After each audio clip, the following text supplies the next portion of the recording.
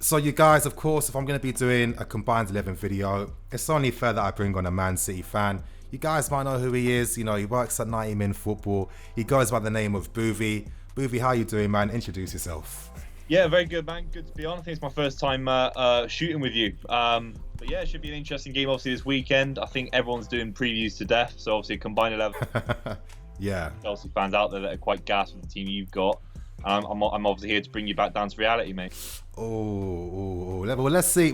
Let's see what the final team's looking like after this goes. But you know what? I guess to start off with things, we've got to start with the keepers, and this feels like it's a pretty easy one. You know, I'll give you the first win. Ederson in goal. Ederson. Cap has improved. I think the League Cup final, I was there for that, obviously, between us at the start of this year. That League Cup final where Kepa didn't want to get subbed off, and he looked like a guy with really poor attitude.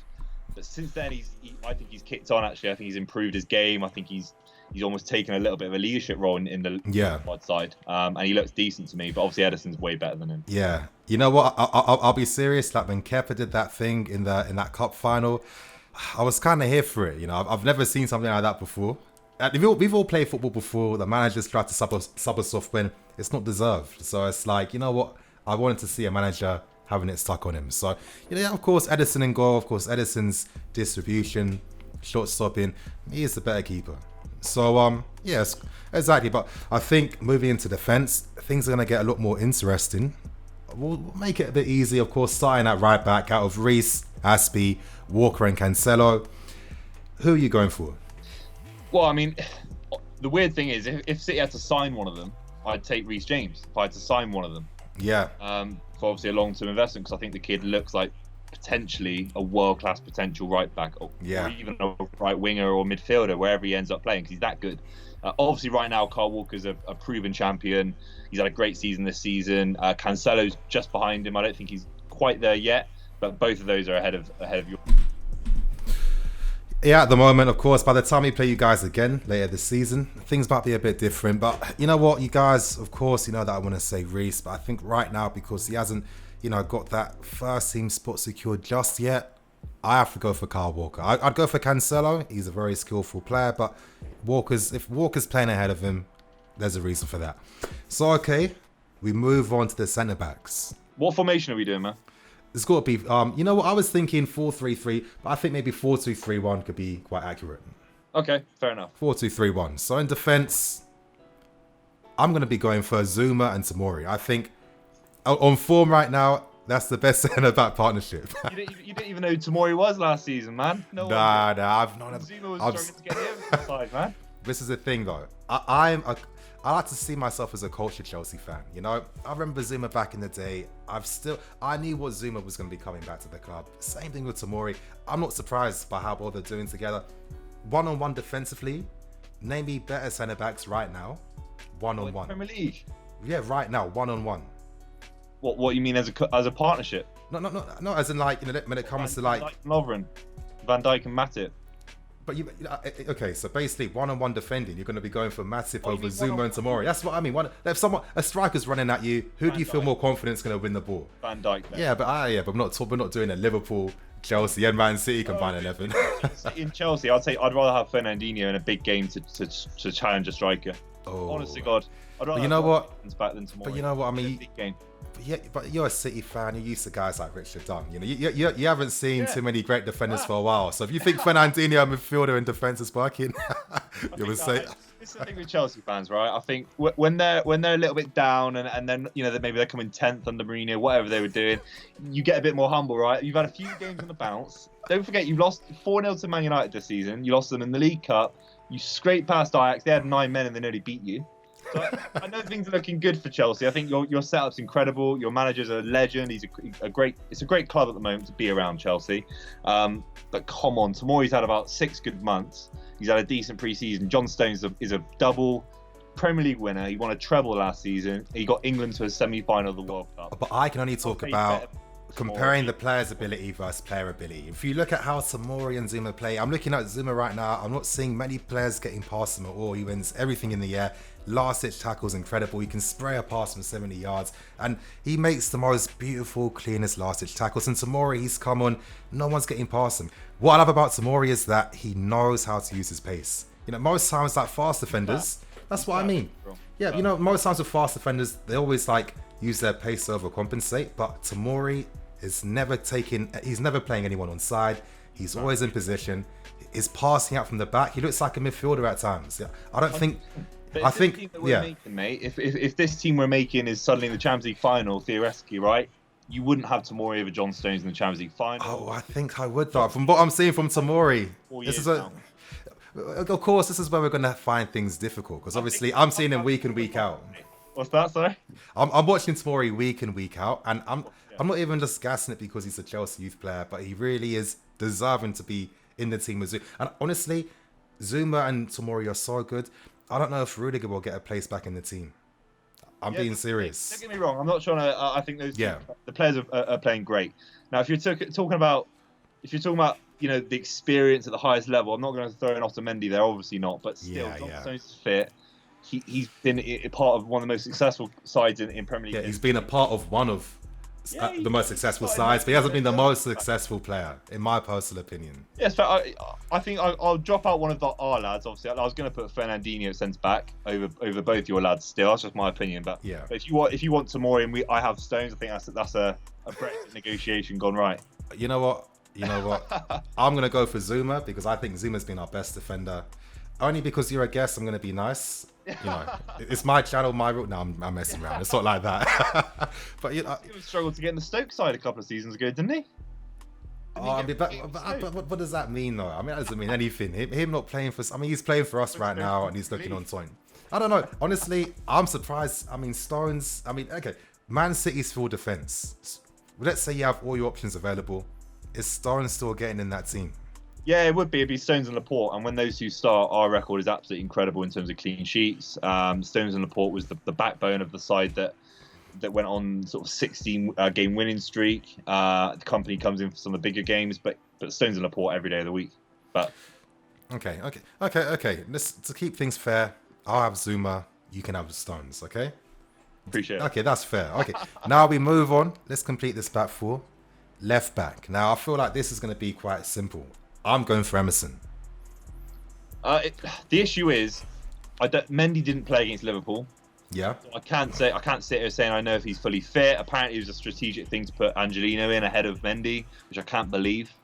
If Mendy was fit every day of the week, Mendy would be left back for me. But I mean, so far this season, because again, this is about the current form right now. Yeah. Emerson statistically has been one of the best left backs. No one's got past him once this season, and when he plays for us, I do.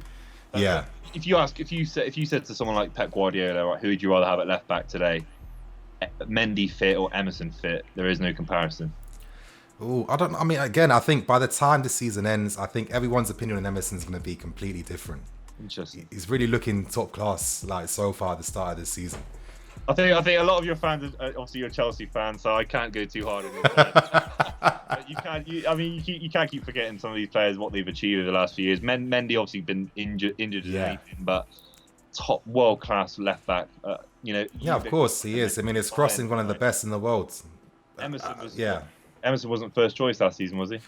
He became first choice at the end, but I think the thing with Emerson, the reason why it took him so long was because when he came to London, he was having too much fun. That's the reality.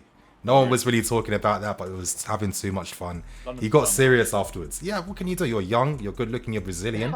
In London, come on. It's just like a recipe for disaster, really, isn't it? But, okay, so we look at the back four. We've got Walker, Zuma, and obviously Emerson at left back. Let's move into midfield, that pivot. Now, I think this is where things are going to get even more interesting right now. Now, Jorginho, Kova, Kante, they're looking incredible right now. And of course, Fernandinho, RODRI, and Gundogan. It's going to be difficult. But okay, who's a player you feel is guaranteed to be part of this team? I'm guessing you're going to say Kante. I'm assuming you'll say Kante. Well, the only thing for me is, right, if we're being really pedantic, I think Kante's the best defensive midfielders I've ever seen, ever, let alone this season or whatever. He's top class, but he has had a bit of a rocky time with injuries. If we're going to drop someone like Mendy, and obviously I can't include Laporte in the lineup, then does Kante get in ahead of maybe playing Kovacic and Jorginho at the base, and then having De Bruyne ahead of them. That's what I would want to do. Give you two, and we'll keep De Bruyne. I think that works because obviously, I think it's quite obvious when we eventually move to the attacking players. It feels like it's going to be a clean sweep. But I think in midfield right now on form, I think the difficulty is for me picking between Kova, Kante, and Jorginho. And I think Kante, of course, because even when every game he's played, he's been good. He's been unlucky with injuries. 2 games against Liverpool, unbelievably world class, completely dominated. Kova has looked fantastic, playing in the pivot, playing the Frankie de Jong role. That's what he was born to do. But Jorginho as well, statistically, if you want to look at your passes, through balls, interceptions, distance covers, he's coming first or second every single time. Class. I wish we signed him, Jorginho. Yeah, I mean, but you must be impressed with RODRI right now. He's been really good for you guys. He has. I think the issue is RODRI. He's had a few injuries, so his form has sort of stopped because of that. And then there are some of the big games, even where we're sort of 1-0 down to Wolves, where I saw him lose a couple of big sort of physical battles against sort of Premier League experienced players. Yeah. And stuff like that. So I think he's a top class signing long term, but it might take a Jorginho kind of one season to get settled in. Yeah. Because Jorginho's turned into a player that I can't really believe how good he is at the moment. And again, we were this close to signing him. You obviously snatched him away from us. So. Thank God for sorry. Yeah, it's like one of the great things he did for us. But okay, so in the pivot is Kante, Jorginho. Now move on to the attacking areas in Cam. I mean, out of De Bruyne's, Mason Mount, Bernardo Silva. I mean, it's quite obvious it's going to be De Bruyne. Should we even waste our time comparing him with others? Yeah. Mason Mount was playing against Rotherham last season, so it's not the same level. Hey, this season though, he's coming this season and he's looking very confident. But I mean, De Bruyne, the one that got away for us. To this day, I watched Terry's interview that he did in some, I think on a podcast in Dubai. I can't even remember. I happened to see a random video on YouTube that was recommended to me. It had like 5.5 thousand views. And these guys had John Terry on in their podcast. So I was like, okay, I need to watch this. And he was basically saying that at the time, your Salahs and your De Bruyne's, they couldn't get in the team because there were better players ahead. But I'm just thinking of the players that were actually playing in front of Salah and De Bruyne. Andre Schürrle. But this guy's just like he's freezing cold in Russia right now. And Oscar, you know what I mean? Wow. That's what I mean. So, John, I'm not too sure what you're talking about, mate. But De Bruyne is the one that got away. One of the best. Yeah. Incredible for us. And the fact we won the Premier League last season without him playing basically shows you how good we are. The rest of the players, how good they are. But De Bruyne in his position is probably the best in the world. In my opinion. Yeah. And I mean, imagine we had him and then just got rid of him. Unbelievable. It's crazy. But okay, we move on to the attacking areas. Again, it's looking like a clean sweep for you guys. I mean, you might as well just tell me. Easy. I mean, I'd put Bernardo in on right wing. Obviously, he can't play. If we're being really technical and pedantic, then maybe he shouldn't be in this combined 11 because obviously he got banned for the tweet. So either him or Mahrez. So I'll put Mahrez in. The top class season last season. So dangerous. Not many wingers in world football that can do what he does on his left foot and cutting in and stuff like that. So dangerous. Yeah. Up front, obviously, Sergio Aguero. He loves scoring against you lot. Absolutely loves banging them in. Yeah. Against you guys at Stamford Bridge, near post. I don't know if you remember that, in the black kit. I'm trying to forget that. Finish that was. The left, maybe the best player in Europe at the moment in Raheem Sterling. Yeah, I mean, I think it's fair. Honestly, for me, the only player in contention right now could have been a Willian to get in this team. Maybe Willian versus Mahrez. Willian this season's been he's been one of our best attacking players. That must mean something. Yeah, but I think basically the team's looking quite decent. As you guys can see on screen, obviously we can't see right now, but I'm going to do all that magic in the editing room. You guys don't worry about that. You guys, that was the combined 11 video. I hope you guys are excited for the game on Saturday. Remember, 5:30 p.m. UK time. I mean, if you're watching this video, then I'm sure you know the time already. So I'll just waste my time telling you guys what you already know. On that note, you guys, I'm going to wrap things up, keep things moving. Thank you for watching. Please like, comment, and subscribe. I'm Nini FC. This is Blue Lions TV. See you guys later.